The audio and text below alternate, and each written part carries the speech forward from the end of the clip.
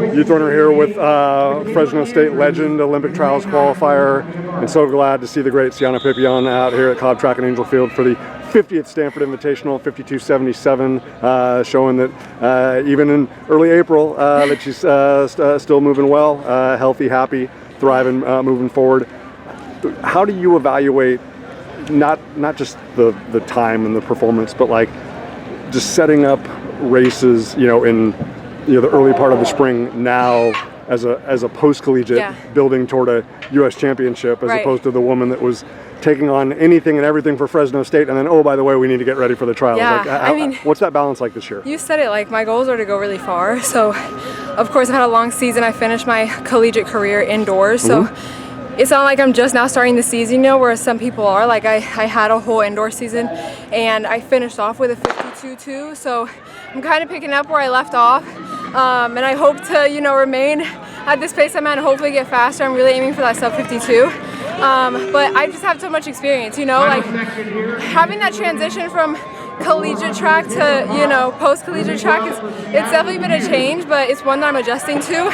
But, the goal is always the same, the vision's always the same, and I've competed here before, so it's familiar to me, so yeah, it's been great, And I'm glad that you're competing in favorable conditions today, because obviously, over the years that we haven't always been blessed with something this glorious today. Yeah, it's beautiful. I'm so glad that you highlighting the unique aspect of your collegiate eligibility ending indoors, as opposed to outdoors. But obviously, that's given you the comfort and the familiarity that you can still train with all your peers and all your friends, all your family. Yeah, exactly. You've still got you have a foundation. It's not like if you had finished up last May or June, and then all of a sudden it was like, okay, where do I go? Trying to pick back up, What kind of just in terms of rhythm and fluidity and just comfort and familiarity has that provided you? Because obviously you were spectacular indoors, and it just seems like, hey, we're just going to keep building on that, as opposed to having to come to March and say we got to start from scratch. Yeah, no, I'm very fortunate. I'm very fortunate to have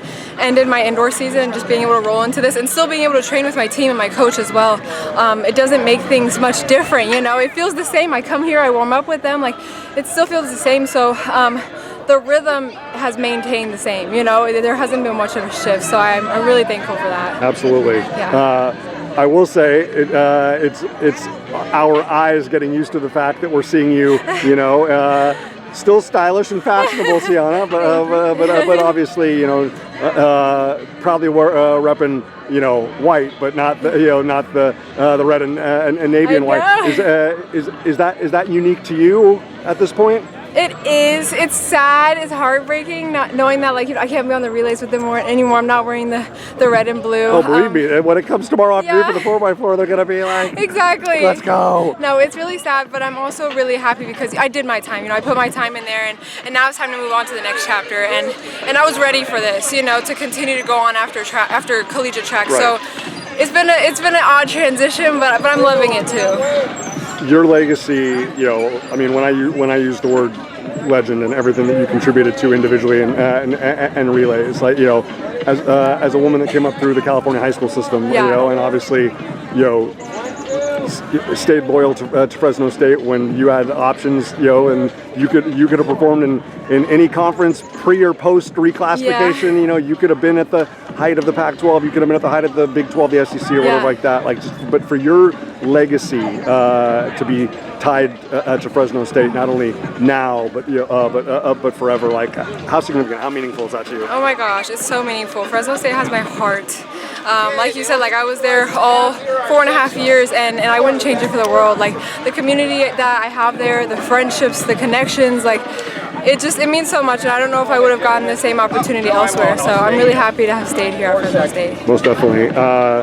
Now, not just because it was 52.77, but the way that they executed the race, just being able to have some time to get back to the lab, as we like to say, and set the sights on Mount Sac. Yes. Are you encouraged with what today allows you to build on? Yeah, it was kind of weird because I ran the exact same time, 52.77, at the last meet, but these last 3 weeks you competed back to back to back. So Obviously, like it's not super ideal in our bodies, but it does show how strong I am. So I'm really excited to come back in 2 weeks and go to Mount Sac and hopefully do much faster than that. Well, we know you're going to be surrounded by plenty of competition, which I know always brings the best out of you. Always grateful to be able to see you continuing to proudly represent Fresno State because it's in your heart, even if it's not on your kit. It is. And obviously, can't wait to see what your performance at Mount Sac holds. Stay healthy. Congratulations. Thank you so much. I appreciate it.